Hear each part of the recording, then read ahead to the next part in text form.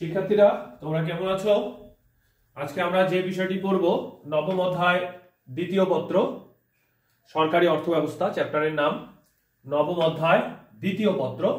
আজকে আমাদের টপিকসের নাম সরকারি ঋণের উৎস।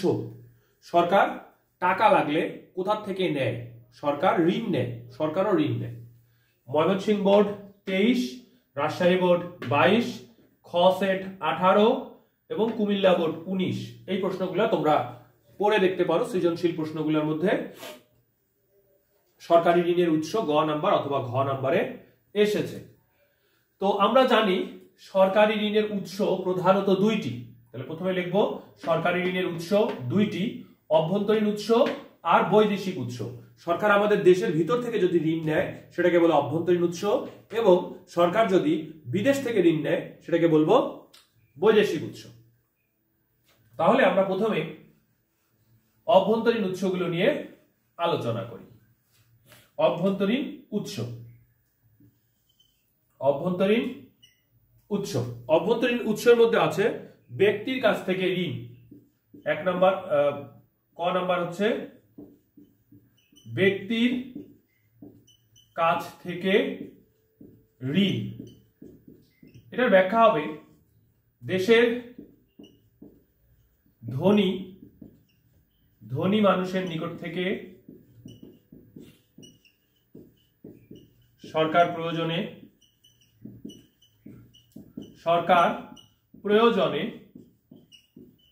ঋণ নিতে পারে।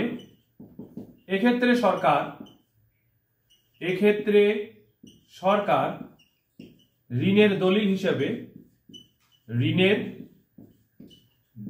হিসেবে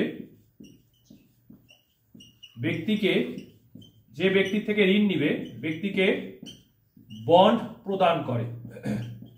এই প্রশ্নটা হচ্ছে বন্ড কি? শেয়ার যেমন, বন্ডও ঠিক একই রকমের। এই বন্ডের গায়ে কত টাকা নিল সেটা লেখা থাকে, আর বিনিময়ে কি পরিমাণ মুনাফা বা সুদ দিবে সেটা লেখা থাকে। বন্ড মনে রাখবা, একটা কাগজ বা ঋণপত্র, সেখানে কি পরিমাণ টাকা ঋণ নিল সেটা লেখা থাকবে এবং বছর শেষে কত টাকা সুদ বা মুনাফা দিবে সেটা লেখা থাকে। তাহলে দেশের ধনী ব্যক্তির নিকট থেকে সরকার প্রয়োজনে ঋণ নিতে পারে।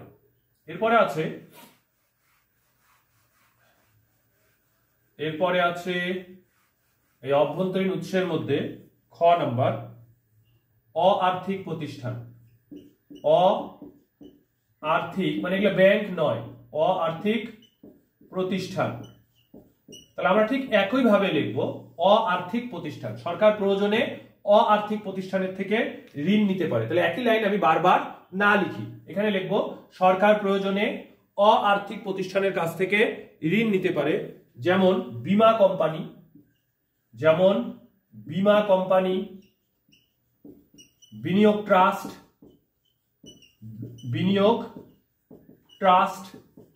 বীমা কোম্পানি, বিনিয়োগ ট্রাস্ট আর সঞ্চয় ব্যাংকে যে অলস অর্থ পড়ে থাকে সেখান থেকে সরকার ঋণ নিতে পারে।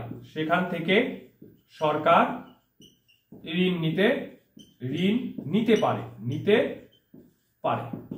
এখানেও সরকার বন্ড, এখানেও বন্ড প্রদান করে থাকে। কিসে? ঋণের বিনিময়ে বন্ড প্রদান করে। এগুলোকেও সরকার বছর শেষে যে পরিমাণ ঋণ নিল একটা লাভ দিয়ে থাকে। তাহলে অআর্থিক প্রতিষ্ঠান, আর্থিক প্রতিষ্ঠান বলতে আমরা ব্যাংকগুলোকে বুঝি। তাহলে অআর্থিক প্রতিষ্ঠান কোনগুলো? বীমা কোম্পানি, বিনিয়োগ ট্রাস্ট, সঞ্চয় ব্যাংকে যে অলস অর্থ পড়ে থাকে, ওগুলো কিন্তু অনেক টাকা পড়ে আছে, যে অলস অর্থ পড়ে থাকে সেখান থেকে সরকার ঋণ নিতে পারে। এখানেও বন্ড প্রদান করে থাকে সরকার। এরপর আছে গ নাম্বার আর্থিক প্রতিষ্ঠান। এরপরে 3 নাম্বার পয়েন্ট হচ্ছে গ নাম্বার আর্থিক প্রতিষ্ঠান। সরকার বিভিন্ন আর্থিক প্রতিষ্ঠান যেমন বাণিজ্যিক ব্যাংকগুলো হতে পড়ে থাকা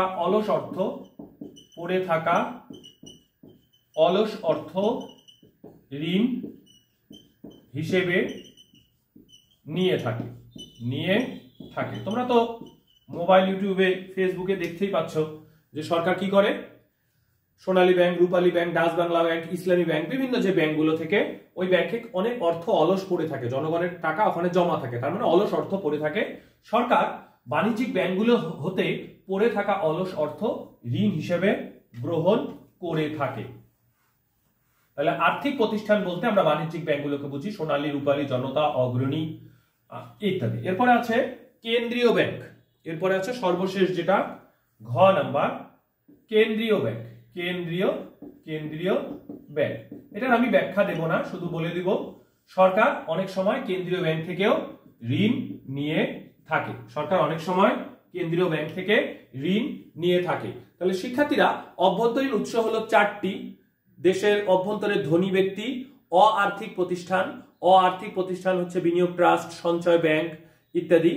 এছাড়া আর্থিক প্রতিষ্ঠানগুলো যেগুলো বাণিজ্যিক ব্যাংক, সোনালী, রূপালী, জনতা, অগ্রণী, Dutch Bangla bank, UCB bank, এগুলো থেকে ঋণ নিতে পারে। আর কোথা থেকে নিতে পারে?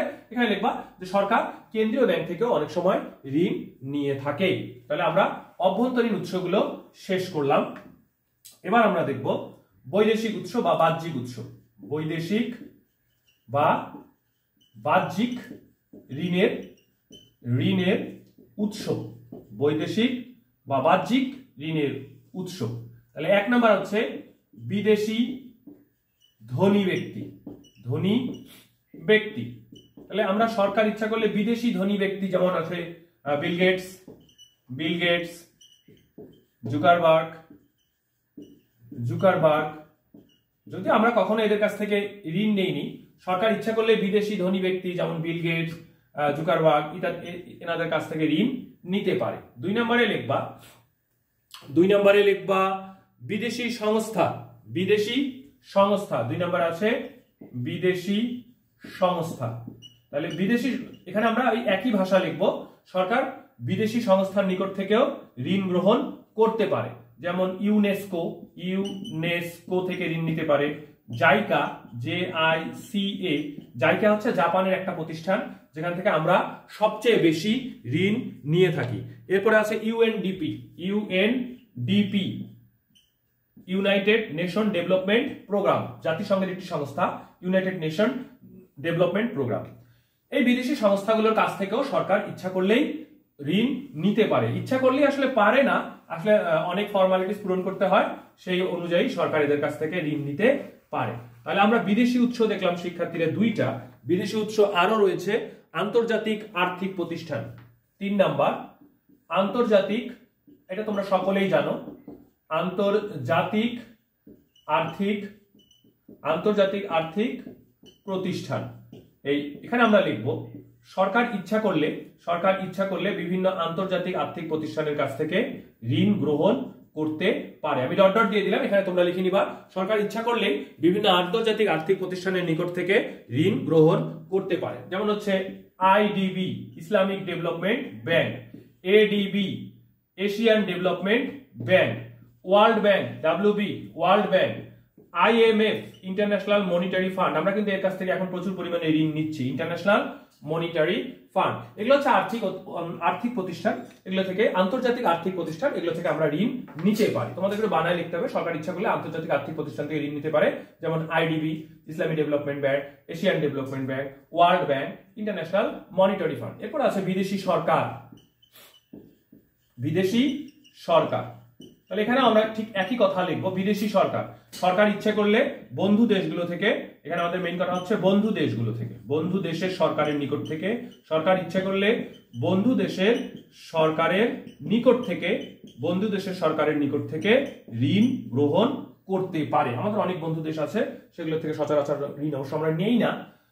তারপরে যদি সরকার ইচ্ছা করে বিদেশি সরকার, আমাদের যে বন্ধু দেশগুলো আছে সেই বন্ধু দেশের সরকারের নিকট থেকে সরকার ইচ্ছা করলেই ঋণ নিতে পারে। তাহলে শিক্ষার্থীরা আমরা খুব সহজেই বৈদেশিক উৎস এবং অভ্যন্তরীণ উৎসগুলো শিখে গেলাম। তোমরা বই থেকে একটু দেখে নিও, বইও খুব সুন্দর করে দেওয়া আছে।